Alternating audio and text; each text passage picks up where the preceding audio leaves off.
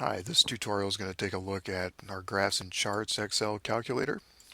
Just introduce some different types of charts and graphs that we might use in a research report.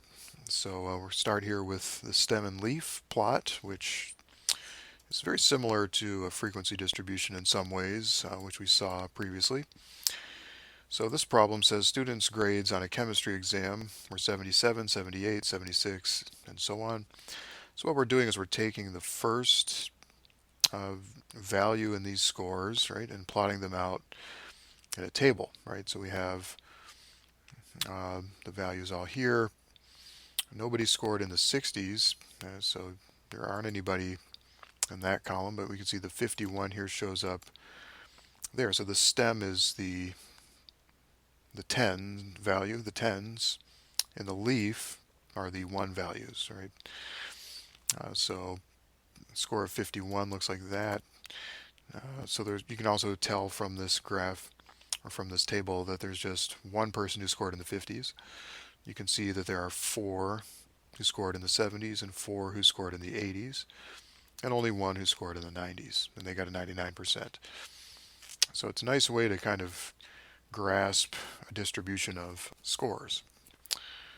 Next we have a pie chart.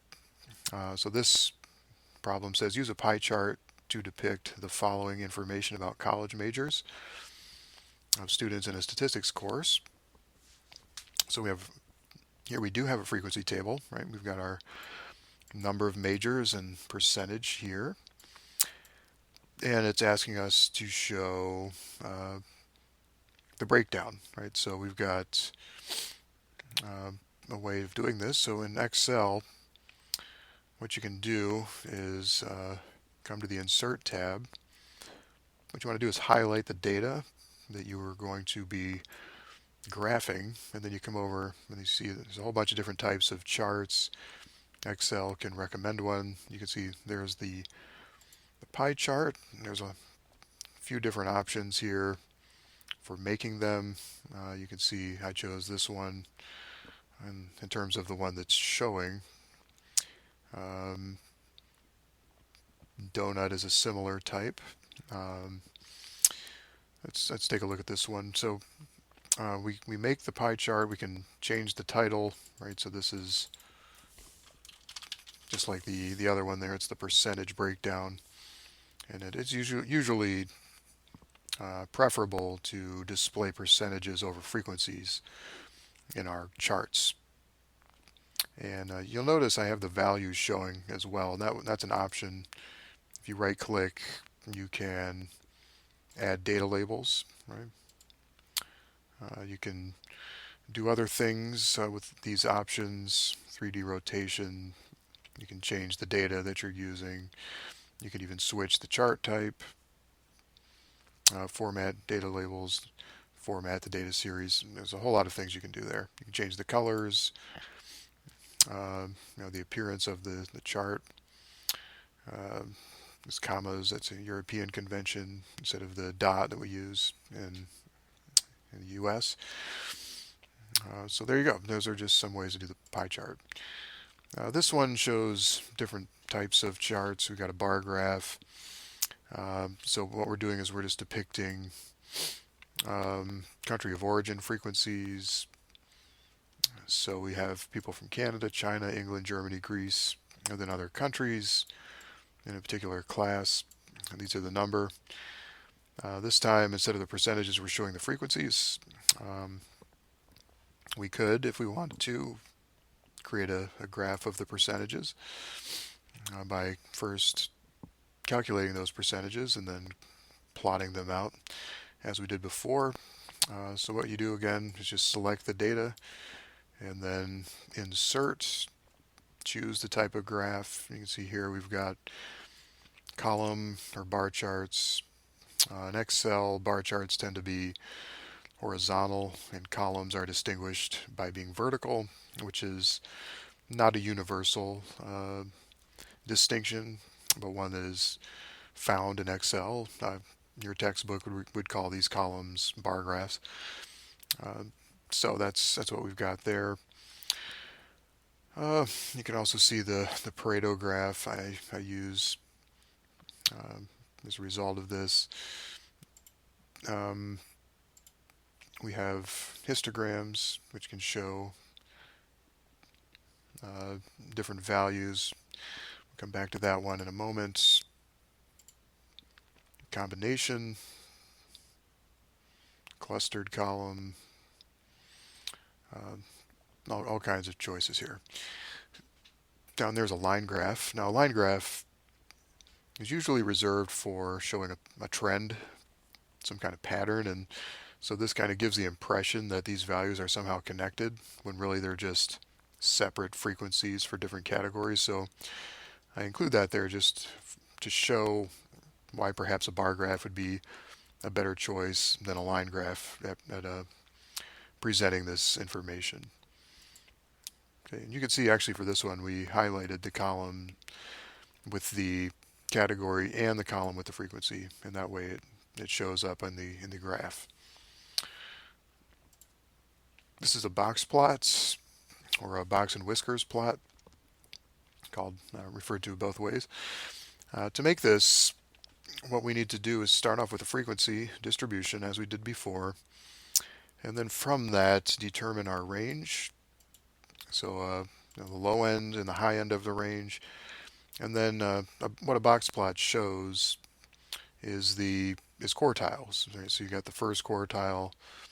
The second quartile is the median, which is in the middle of this box, and then the third quartile, which is the top of the box. So we call this the interquartile range. The box occupies the interquartile range. The values between the first and the third quartile. So this is the frequency. So the problem is 25 students were asked how many movies they watched in the previous week. And those are the values that were given. So 0 saw 5. I'm sorry, 5 saw 0 movies. Said that backwards. 9 saw 1, 6 saw 2, etc. And so we need to actually create this separate table with the range Q1, Q2, Q3, and the high end of the range. And then these are the values that are plotted to give us the box plot. Okay, so once that's selected, let's see, there it is. It's under histograms there, so box and whisker. Same as before, there's actually some options here we can do.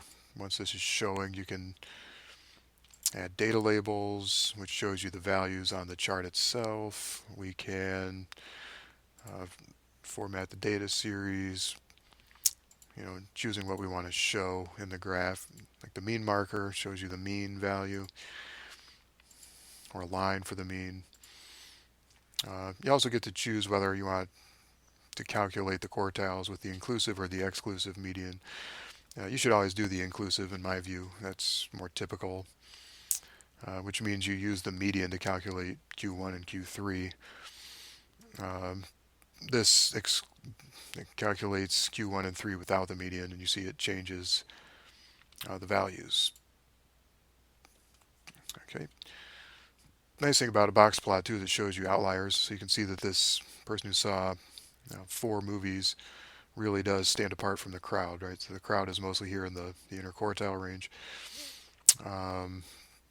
Yeah, so that's a box plot. Time series is actually a variation on a scatter plot. So for this problem, it says the following table is a portion of data from the World Bank. So it's a time series graph for CO2 emissions for each country.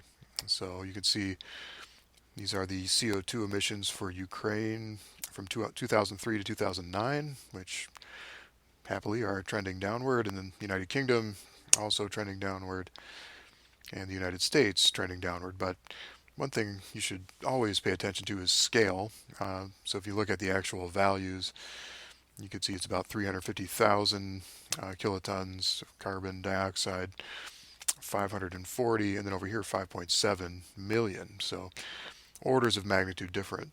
And when we combine those, put them in the same graph, that scale difference really comes through. You can see Ukraine comes much lower than United Kingdom, but both of those are far lower than the United States as far as carbon emissions go. So that's something else to take note of when you're dealing with graphs, is how people might lie with statistics, distorting, for instance, the scale by not showing comparisons. Right? So it's something to keep in mind. How do we create this? So essentially, you need to highlight the two columns that you want to include in the scatter plot. Come over to Insert, and then this one that has the two axes and the dots in it is the scatter plot. There's different ways of showing that, whether you want the different points to show up, uh, you know, whether you want a line running through them, etc. So there's different ways to diagram scatter plot. And when the x-axis is time, we call it a time series. But you can imagine instead of time, we could use a different type of variable that has categories, and then it just becomes a scatter plot. Different values, not categories. All right, so that's it for looking at graphs and charts. Thank you.